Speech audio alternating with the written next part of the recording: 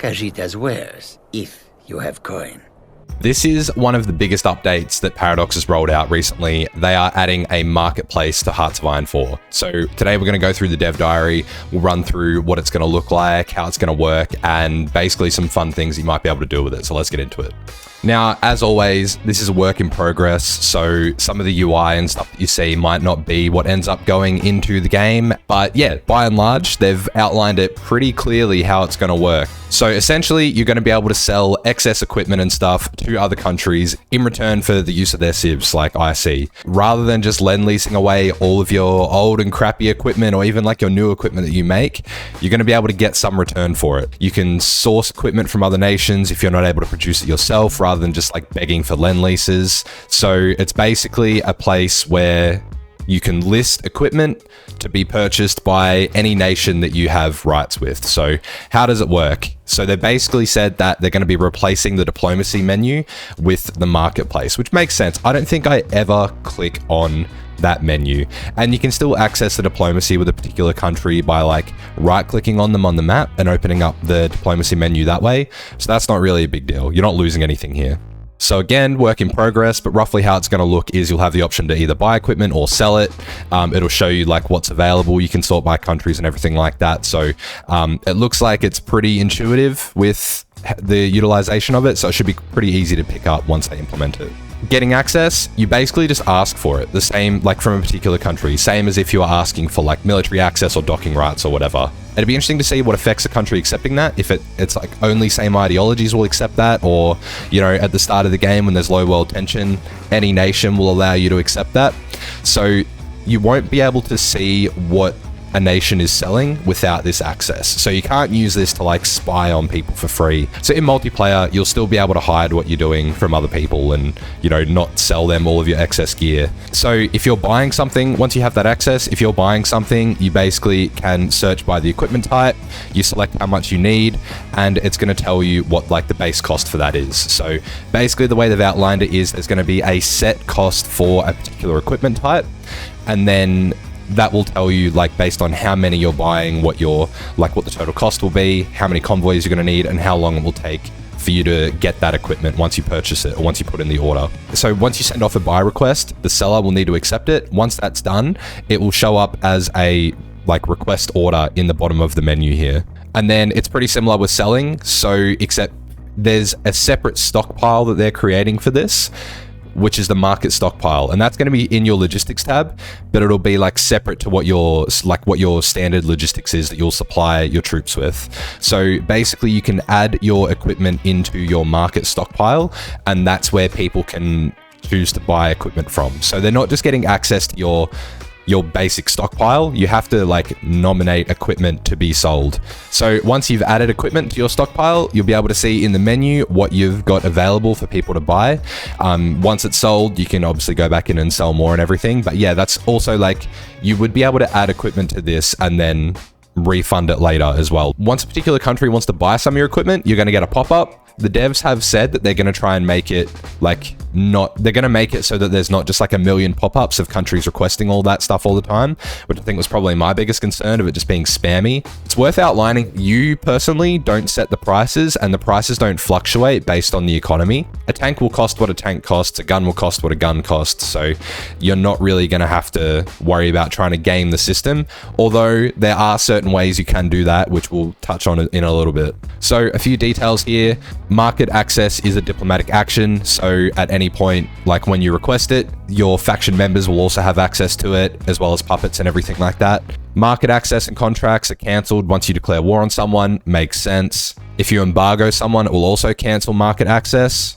When you capitulate, that cancels all contracts, or if a country capitulates, and they'll also lose market access. The civil war won't affect it, so any contracts you have or any commissions you have prior to your civil war will still remain. Making a country a puppet will cancel all their market access. Losing market access to a country won't cancel any contracts that you have though. So like if you have a buy order from Germany and they embargo you, then you'll still get that equipment because you've already provided that benefit in terms of like the IC that they're getting for it. Puppets can have market access to other countries and not just to the Overlord's market and trade with them, and that is based on the puppet level. So Obviously, another perk to actually being a puppet rather than it just being all sort of negatives. And then they say there'll be a scriptable limit on equipment trade for things like the US Neutrality Act.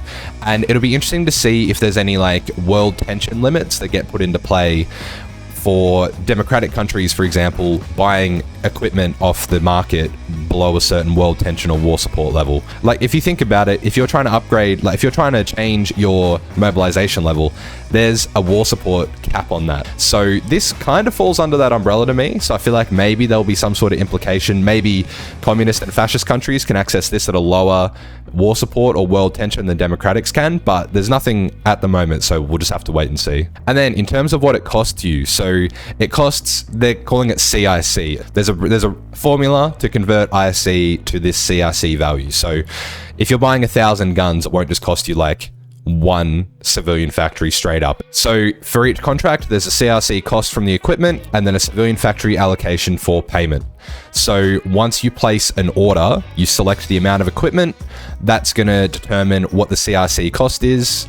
And then that is again going to convert into like how many civilian factories it's going to utilize from you for that period of time. So a contract's broken down. There are payments made every 30 days. So basically when you buy equipment, there's going to be a production line added to your construction queue, which will be the cost of whatever that contract is. That will be locked to the top of your construction queue. So that will be completed like immediately straight away. And then upon completion, that's when your equipment will be delivered. Theoretically, if you buy something that's going to use like 2 civilian factories for like 14 days, you'll not be able to get that equipment until that has been fulfilled, basically, is like how I'm interpreting that. There's also a thing called the bank. So for example, if you sell equipment and then you've got like production owed to you in the CIC bank, and then you buy something, that will be utilized and then it won't actually go into your production queue. That's how I understand it. There's a bit of a flow chart here, which I'm not going to lie, flowcharts have always confused me. But yeah, basically that's the gist of how it'll work. Like you buy something, it'll add a line to your your construction queue, you pay for it by that production, which is then provided to the seller, and then you get your guns or whatever. Happy days, you can all move on with your conquering. I think this is going to be like a really fun way to utilize a lot of that just crap you have laying around. Like, even if you're going around conquering people and you end up with all those like shitty guns that you would usually lend lease away, you know, it'll give you an option to use them. And once a contract has been made, you can cancel it as well. So basically, at any point you can cancel it and the whole thing will just be void. The equipment will be returned to the seller's like stockpile. You'll get that production line cancelled and everything, so it won't cost you anything. Again, to reiterate, there's not going to be like, you can't sell ships, which I don't know if that's a good or bad thing. I think it would be fun to build some aircraft carriers and sell that on the marketplace, but there's no money being added. There's no like additional resources or whatever that are being added to the game. It's basically just a way that you can give away equipment for a return. And again, there's no supply demand pricing. It's going to be fixed, so you can't really like game the world economy by like flooding the market with cheap guns or something. It's going to be at a set level. They have also added a bit of an addendum, that's how it's pronounced, right? Yeah, addendum to the MIOs, which I talked about in one of my last videos. That was one of their last updates. MIOs are not going to be a free design company sort of, it's not going to be like completely free in how you design your design companies. So you'll still have the choices of like, you know, as the UK for your aircraft one, it'll be like Spitfire, Blenheim, whoever else there is. But basically what you'll be able to do is you'll be able to go through and customize some of the bonuses that MIO gives you as it gets like that MIO experience. You're kind of choosing a specialization still, but you can be a bit more like customized with how you do it. If you are picking like an infantry equipment designer, you can choose at the very start from these like 3 exclusive paths. So you're like, I might want to focus on defense this game. So you spend your MIO credits, which are their own resource separate to everything else in the game, to go down this path, same as your doctrines, and then you basically would just continue down to keep getting upgrades for that. One cool thing that you can do to pair the MIOs with the new marketplace, so you can go through the production cost sub branch and make your equipment cheaper. And because the value of the equipment that you're selling on the marketplace is fixed, if you're producing equipment and say, let's just say like one piece of equipment costs you 0.75 IC to create, but it's worth 1 IC on the market, you can actually make a bunch of cheaper equipment and get back like positive, like you can get back like a surplus IC from the marketplace by selling it. You can pair the MIO and pair the marketplace to get like even more production value back out of this new feature, which I think is really cool. I'm really excited to become the #1 arms dealer in the entire world, make everything super dirt cheap and just sell it, and absolute stonks coming in. So what does this mean for you in the game? Well, basically you are going to be able to get value back for that equipment rather than just lend leasing it away. You can do this in peacetime as well. So it can be a way for smaller countries or even larger countries, honestly, to basically help mobilize their economy and get some of that benefit earlier, and you know, you can use that to get a bit of an advantage over your rivals. Like for example, playing as Canada or Australia, I often have a surplus of guns because I simply don't have the men to give them to.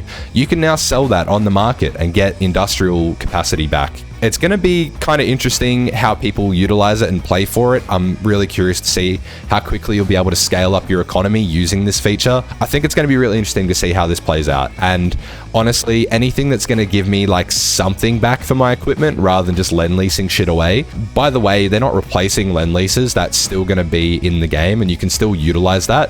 But it will be interesting to see how much the AI puts their guns up for sale rather than just giving it away. Like if you're a minor nation going around to all the other friendly powers begging for their spare guns, it'd be interesting to see if that still works or not. So but yeah, that's basically how the marketplace is going to work. Obviously there'll be more news to come. They haven't said when this is releasing exactly, but I'll link the dev diary in the description below if you want to check that out. But otherwise, thanks so much for watching. Let me know what you guys think of this below, and I'll see you in the next one.